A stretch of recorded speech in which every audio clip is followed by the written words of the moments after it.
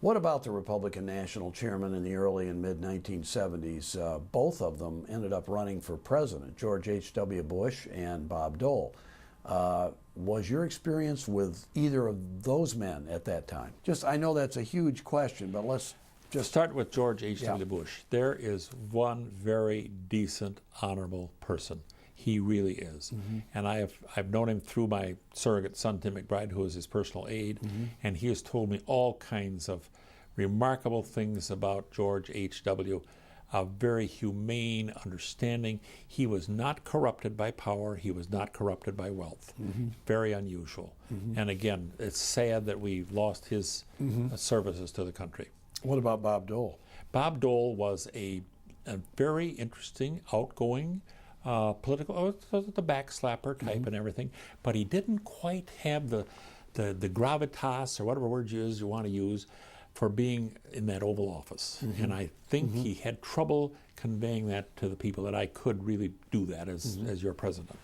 How about national Republican chairmen over the years that you've known? In particular, obviously you knew Bill Brock. I think that generally speaking, we do a pretty good job in both parties. They've got to come up through a lot of tests and a lot of trials to get to be a national chairman. And I think the party mechanism does a pretty good job. And remember, the political parties are responsible for the conventions, everything the convention, but every convention every 4 years is its own creation. And therefore, there's a lot of responsibility.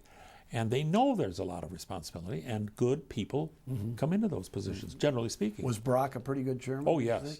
He was quite reluctant about the Detroit thing, and yet, boy, after it was over, he heaped praise on it. He said, "You really did a What job." about the state Republican chairman here? When you came in, probably Art Elliott was the chairman. And He sure was. Ellie Peterson, Bill McLaughlin. Yep. All these very good people. Ellie Peterson was a real trailblazer because woman, but understood politics, and she was smart enough to have a very strong team around her in Bill McLaughlin and Joyce Braithwaite. And they were all good political operatives and absolutely straight arrows. Nothing corrupting, nothing, everything. That was excellent. What about Bill Milliken, anyway? William G. Milliken remains my all-time political hero not because he appointed me to 2 offices, which certainly didn't enhance his... You're not sure you're grateful for it. No. Yes. But Bill Milliken was, again, absolutely clean.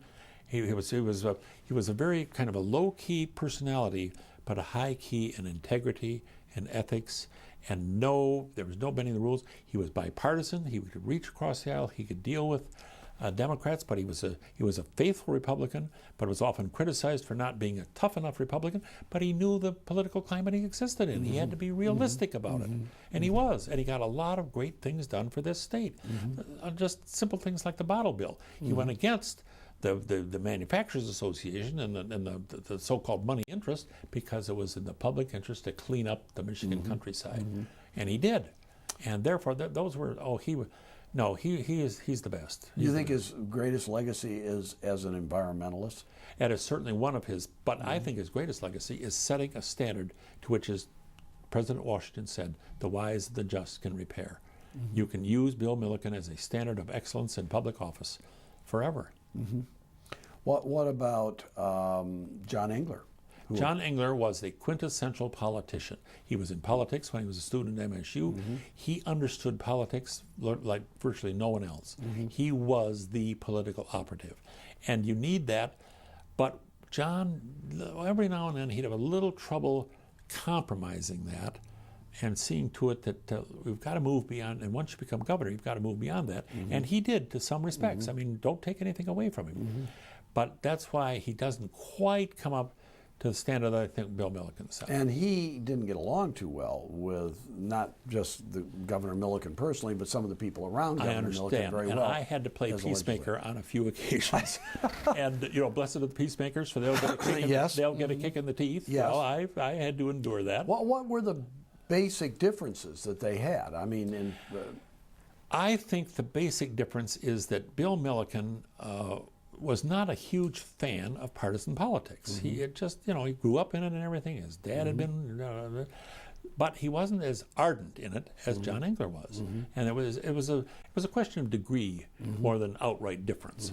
What about Jim Brickley, who was Bill Milliken's lieutenant governor and later ran for governor, was a Supreme Court justice? What was your impression of Jim Brickley? Jim Brickley was a good person, a very pleasant person, but Jim Brickley didn't have quite enough of the fire in the belly to be elected governor. He just didn't push it quite enough. He was a little bit, maybe lackadaisical is a wee bit extreme, but he just couldn't quite get that. What about the man who upset Jim Brickley in the Republican primary in 1982, Dick Headley, and became the nominee to succeed Governor Milliken and lost to Jim Blanchard? Right. Well, Headley was an ideologue, hard worker, cheerleader type. I mean, he could get out there and fire up a crowd and so on, but he was also too partisan, and that's what Blanchard beat him on. Yeah, I mean, he was a Mormon too. Yep. Headley was, just like George Romney. He could give a great speech like George Romney. Yep. But what, was George Romney a little bit better at getting along with the other side and being nonpartisan? And George Romney also did a better job of identifying a specific issue. Headley got on this, the Headley Amendment thing and so on. Right. He got on that. And some social issues like abortion, women's rights. A little bit more of the ideologue than Romney was. So Romney was able to move beyond that to a more effective degree than Dick Headley was. What about what some people might see as the conflict in being a public official, whether elected or appointed? Do they do the bidding of the public that is their boss, so to speak, may put them in office? Or do they act as kind of a trustee, basically feeling, I'll just exercise my best judgment no matter what the emotions of the public may be on a particular issue? It is a dreadful dilemma, and any honest public office holder should be able to recognize it and admit to it. And I have the perfect example. When I was the chairman of the State Highway Commission, we had the issue before us of the extension of M275 up through Oakland County. And the people up there fought it. There was a certain hardcore group, environmentalists, fought it because of the lakes, the wetlands and everything. Don't extend 275, even though the Federal Highway Administration said, oh, we're doing all these things to make, ameliorate those circumstances and so on. And the traffic, you're going to need it, or you're going to have a horrible traffic aneurysm up there. And finally, they beat upon us, these environmentalists, and finally, one day we said, okay, we're canceling M275. And it was the first time ever that any segment of the interstate system had been canceled anywhere in the country. In fact, I got a letter from Soapy Williams on that occasion. Said, really? You responded to the people, and that's so unusual for a state agency to do, and you did it, and I applaud it.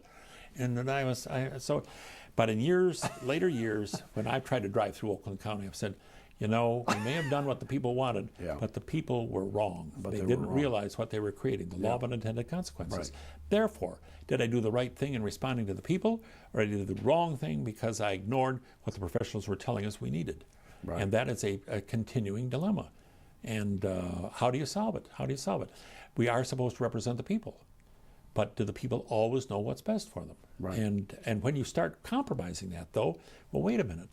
If you start saying, well, I don't agree with the people on this, and I don't agree with the people on that, I'm not just certain that you should ever really forget what it is the people want. It's their money, and they live with the consequences. But future generations have to live with consequences that can endanger the public safety. It's 275. Right.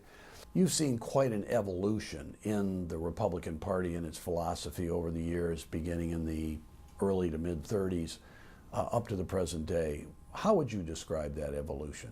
I would rather look at it from the standpoint of both parties. Okay. In my day and time, the two parties were fairly responsible, independent of special interests, independent of the pullings and haulings, and they understood that we have three branches of government.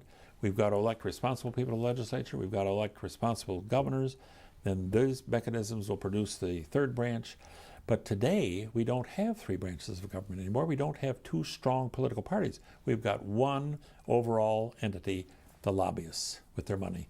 And they're buying and selling votes every day in Washington. Special interests. And they control the oxygen of politics, the money.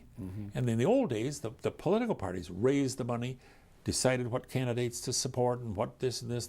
But nowadays, those decisions are all made in secret in certain political enclaves. So that actually concerns you a lot more than, let's say, differences in ideology between the two parties and what they believe in. Because the parties have been so emasculated in the name of reform. In the name of reform, we've cut down on the role of political parties. Big mistake. Big mistake.